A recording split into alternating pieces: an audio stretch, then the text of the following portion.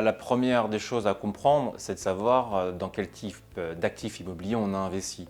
Si l'immobilier est investi en cœur de ville ou sur des zones tendues, où la demande est toujours plus forte que l'offre, on a déjà en fait une première solution. On a protégé son patrimoine et si on souhaite investir, on sait qu'on ne pourra pas se tromper.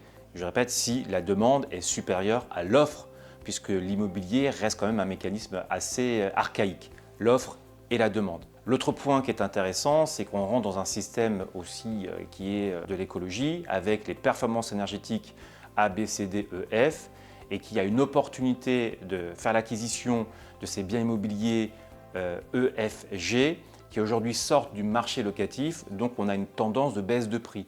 Et c'est à ce moment-là où on peut faire de vraies bonnes affaires en comprenant quel type de travaux il est nécessaire de faire pour passer de ces immobiliers EFG vers un C et vers un D, et donc avoir cette vraie valorisation en fait de l'immobilier. Ensuite, l'autre point, c'est que si on est en zone tendue en termes d'acquisition immobilière, c'est aussi et régulièrement une zone tendue locative.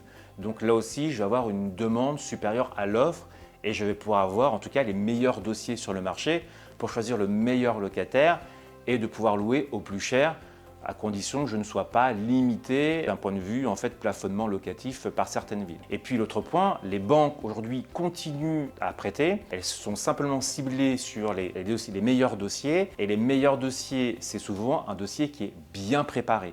Qu'on soit salarié, profession libérale, entrepreneur, tout sujet est comment bien présenter son dossier à une banque pour utiliser le levier de la dette bancaire et financer ses opérations. Donc oui, il y a une crise, bien évidemment, et il y a toujours des opportunités dans cette crise. La question, c'est comment se rendre focus sur ces opportunités.